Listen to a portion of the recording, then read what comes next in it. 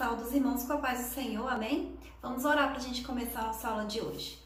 Senhor, meu Deus e meu Pai, neste momento, Senhor, nós te apresentamos as nossas vidas e pedimos que o Senhor venha nos abençoar, que o Senhor venha nos dar sabedoria, que o Senhor venha nos dar entendimento, Deus, da Tua Palavra, que nós possamos crescer na Tua presença, meu Pai, que nós possamos ser luz aonde quer que a gente vá, Deus, que a Tua graça, meu Pai, que a Tua glória, Senhor, esteja sempre nas nossas vidas, que o Senhor venha nos usar, meu Pai, que o Senhor venha nos encher, meu Deus, do Teu Espírito Santo, venha nos encher de sabedoria, meu Deus, e que o Senhor repreenda todo o impedimento, meu Pai, toda barreira, tudo aquilo que não vem de Ti e que nos atrapalha, Senhor, de aprender a Tua Palavra, de viver a Tua vontade, Senhor, nas nossas vidas, meu Deus. É isso que nós pedimos e Te agradecemos em nome de Jesus. Amém? O título da lição de hoje é O Cativeiro de Israel, Reino do Norte.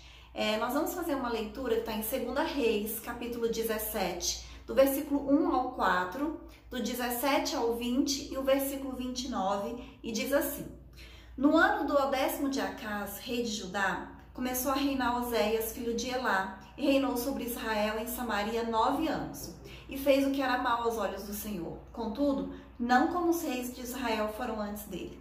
Contra ele subiu Salmaneser, rei da Assíria, e Oséias ficou sendo servo dele e dava-lhe presentes.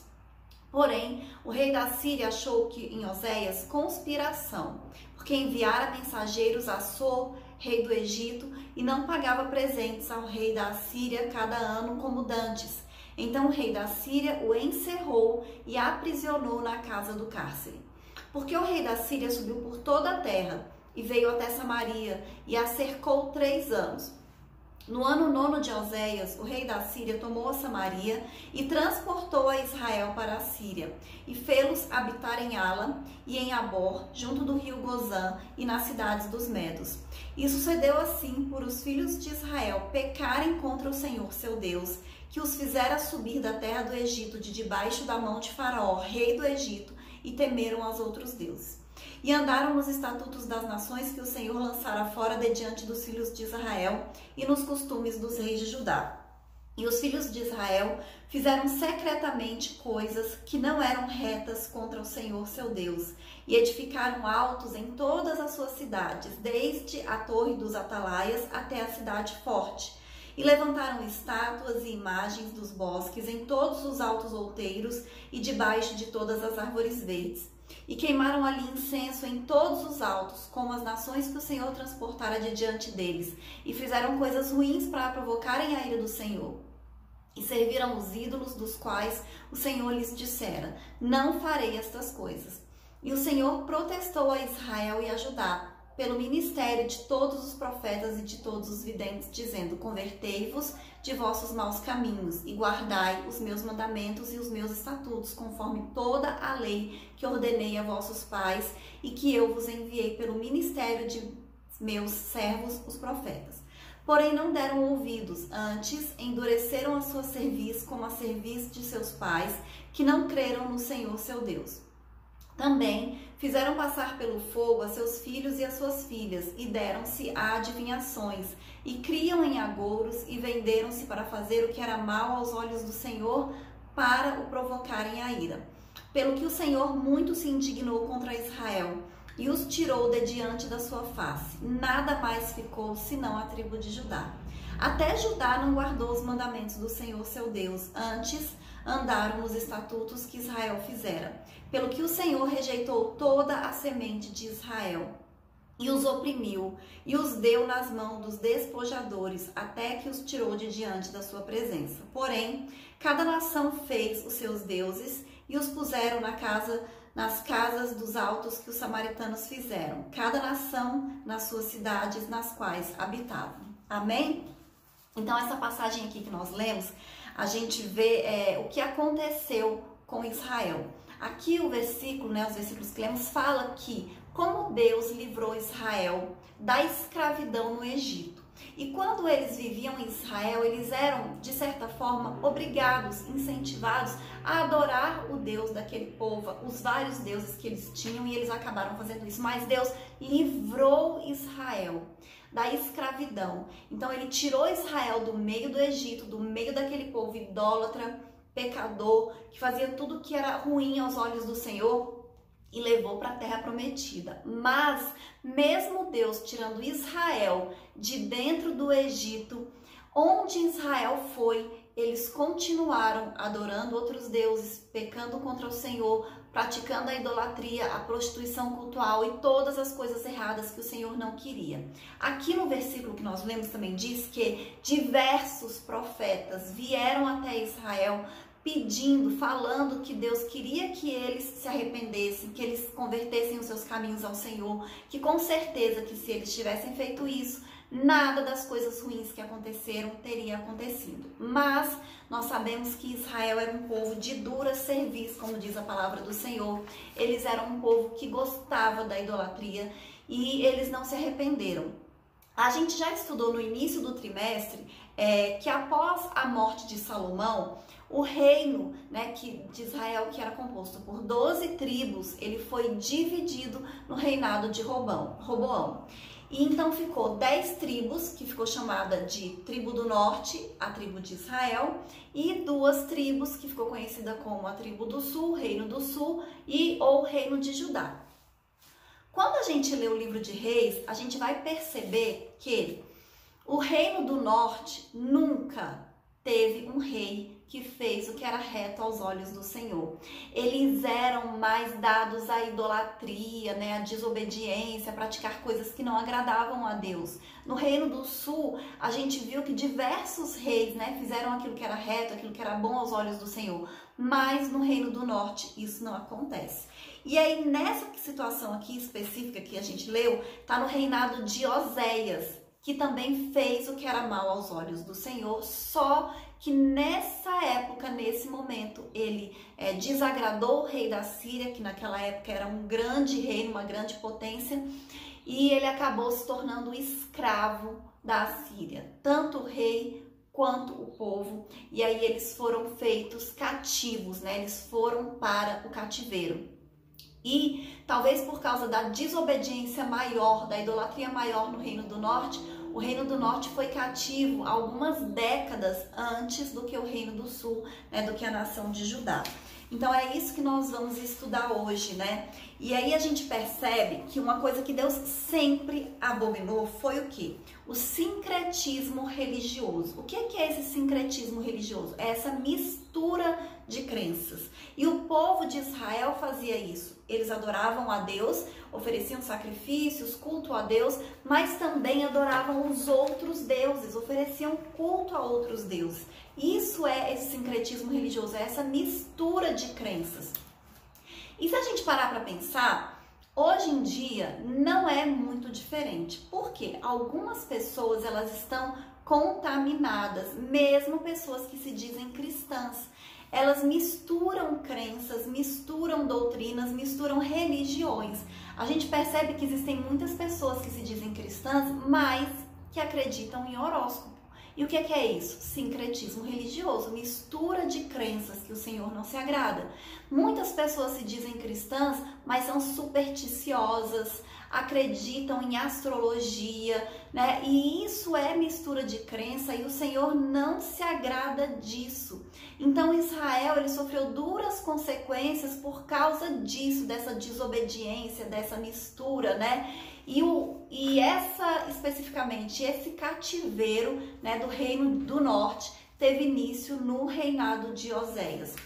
E aí eu vou ler o primeiro tópico que diz assim: a Samaria é cercada pelo rei da Síria. O Israel sob o reinado de Jeroboão II. Quando o reino foi dividido, como eu disse, em Reino do Norte e Reino do Sul, o Reino do Norte foi, naquela época, o rei era Jeroboão, mas não era o Jeroboão II, era o Jeroboão provavelmente o primeiro. E aqui é no reinado do segundo. Então, a nação de Israel, no reinado de Jeroboão II, ela até experimentou prosperidade econômica, eles cresceram, eles conquistaram alguns territórios que eles tinham perdido para a Síria e durante algum tempo eles dominavam na Palestina, mas infelizmente, como adverte o profeta Amós, e o profeta Oséias, né? Tem o rei Oséias e o profeta Oséias. Então ele profetizou, né, o que ia acontecer com Israel se eles não se arrependessem, se eles não retornassem para os caminhos do Senhor. E por causa disso, né, a gente sabe o que aconteceu. Mas esse reinado de Jeroboão II, ele teve essa prosperidade, esse crescimento, não foi porque tiveram a bênção do Senhor, mas porque eles foram corruptos e desonestos, né? E tinha muita idolatria, esse sincretismo religioso e todas essas coisas. Então isso não teve continuidade, não se sustentou. E essa prosperidade, né, que teve também não fez com que o povo se voltasse para adorar a Deus, para cultuar o Senhor. E aí eu vou falar agora sobre a traição do rei Oséias.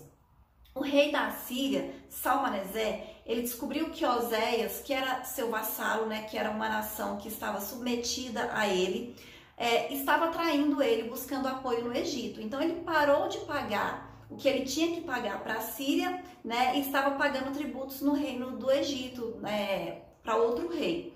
E aí, enfurecido, o que é que o rei da Síria fez? Mandou prender o rei Oséias e marchou com seus exércitos contra Samaria. Naquela época, Samaria era a capital do reino do norte. E aí o que ele fez? Ele deixou a capital do reino sitiada durante 3 anos. Imagina a dificuldade, eles ficaram 3 anos cercados, não podia entrar e não podia sair, então não entrava alimento, não entrava água, não entrava coisas que eles precisavam, e eles também não podiam sair. O que eles tiveram que fazer? Se render. Eles não tinham outra opção, porque eles ficaram enfraquecidos. E aí ele pegou as pessoas, aquela população, aquele povo, e levou esse povo cativo. A advertência dos profetas. O aumento da riqueza nacional, especialmente sob o reinado de Jeroboão II, fez com que pequenos proprietários fossem explorados pelos mais ricos até que se tornassem pobres e servos desses mais ricos. Então, a gente lendo a Bíblia, a gente vai perceber, inclusive existem mandamentos do Senhor, está na lei, que os mais fracos, eles não podiam ser oprimidos, eles não podiam ser explorados. E era isso que estava acontecendo em Israel. Né, os mais fortes, os mais ricos, eles estavam explorando os pequenos produtores, os pequenos proprietários, até o ponto desses pequenos proprietários ficarem completamente pobres, né, sem renda alguma. E quando isso estava acontecendo, o Senhor levantou profetas, né, para falar para o povo de Israel que ele não estava se agradando disso, que eles tinham que mudar esse comportamento, né? Oséias, Amós, eles denunciaram essas injustiças que estavam acontecendo, mas nada mudou, as coisas continuaram do mesmo jeito. E a gente sabe que Deus, ele sempre abominou esse tipo de prática, né? Esse tipo de exploração. O Senhor, ele sempre é aquele que cuida, né, dos mais pobres, que cuida dos menos favorecidos, e ele não gosta de injustiça. Então, mesmo com as profecias, o povo continuou explorando, continuou também com esse sincretismo religioso que Deus também abomina, que Deus não gosta. E tudo isso fez com que as coisas piorassem cada vez mais em Israel. Tudo por causa do pecado, da idolatria, da falta de comunhão com Deus, né? Da falta de buscar a presença de Deus, né? De submeter à vontade do Senhor. E nós precisamos aprender com esses exemplos que nós temos na Bíblia. Porque da mesma maneira que coisas ruins aconteciam em consequência do pecado, da falta de comunhão com Deus, naquela época, acontece ainda hoje. Acontece com povos, acontece com nações e acontece com pessoas, né? Quando nós nos afastamos de Deus, quando nós estamos em pecado, as coisas começam a piorar, as coisas não vão bem, né? As coisas não acontecem da maneira que nós queremos, que nós esperamos e nem da maneira que Deus quer. Mas por quê? Por causa do nosso pecado. Não é por causa de Deus, amém? E aí eu vou ler aqui um outro tópico, né? Vamos falar sobre os pecados do povo e sua queda, o terrível pecado da idolatria. Como eu já disse, desde que o reino de Israel ele foi dividido, o norte ele sempre se inclinou mais para a idolatria do que o sul. Provavelmente essa foi uma das razões, como eu também já disse, do reino do norte ter sido levado como cativo décadas antes do reino de Judá. E apesar do caos espiritual, da rejeição, a gente sabe que Deus nunca abandona o seu povo e Deus nunca abandonou Israel. Então ele queria salvar Israel. Foi então que o Senhor ele convocou o profeta Oséias para uma situação bastante estranha. Olha o que Deus pediu para Oséia. Pediu que ele se casasse com uma prostituta e tivesse filhos com ela.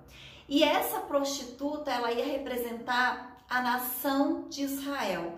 Então Deus queria mostrar na prática para o povo aquilo que eles estavam fazendo.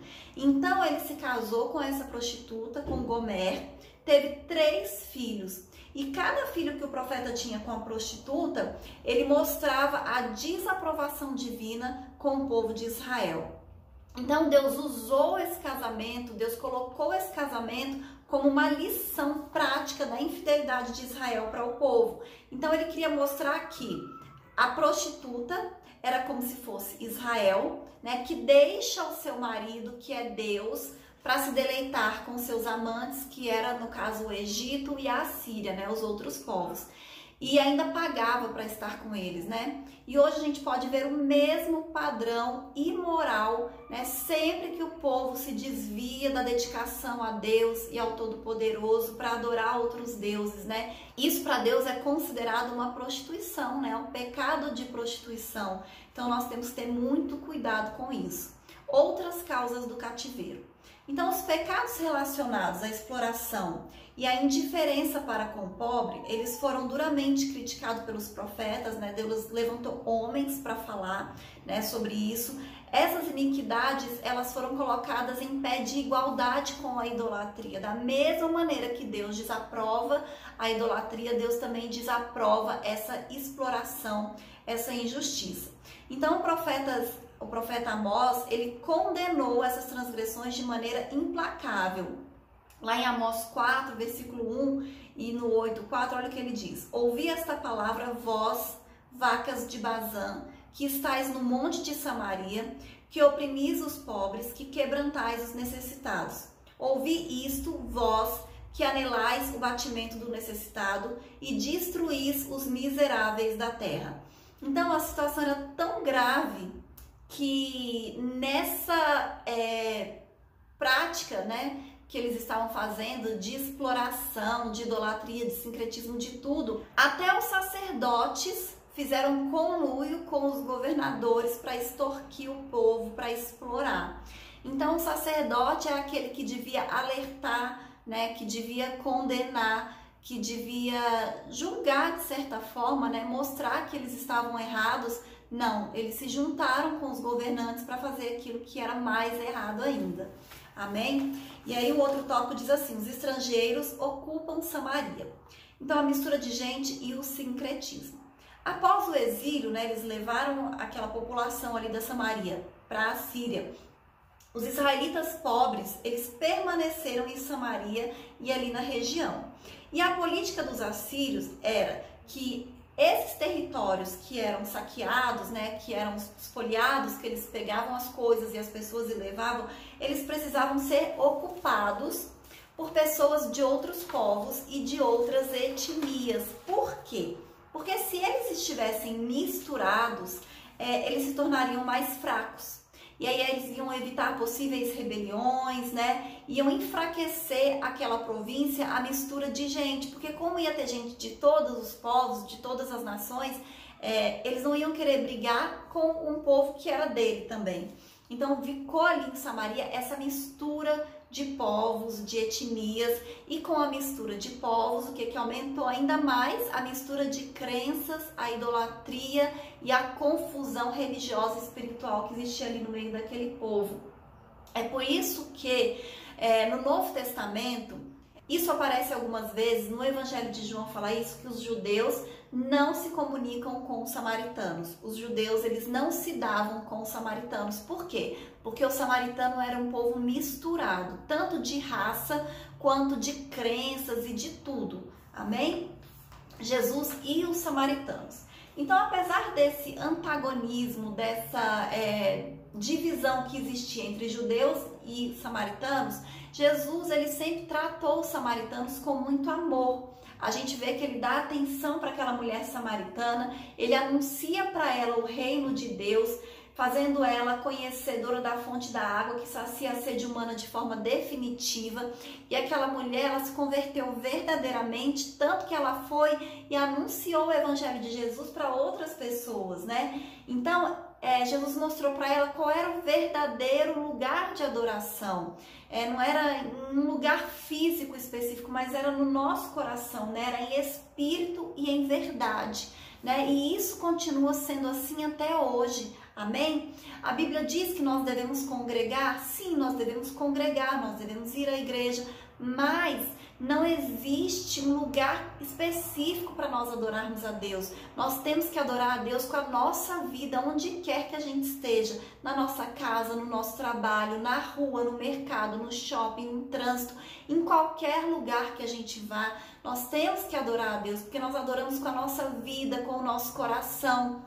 E é isso que vai dar testemunho de Jesus para outras pessoas. E também ainda tem a parábola do bom samaritano, né, que Jesus conta. E aí ele faz esse contraste da religiosidade excessiva dos líderes religiosos judeus com a natural espiritualidade de um samaritano, né, que era misturado, mas ele estava mostrando assim, era um bom homem, era um homem que tinha um coração quebrantado, que tinha um coração que ajudava as pessoas. Então foi aquele homem que era considerado indigno pelos judeus, que mostrou compaixão com o ferido à beira do caminho.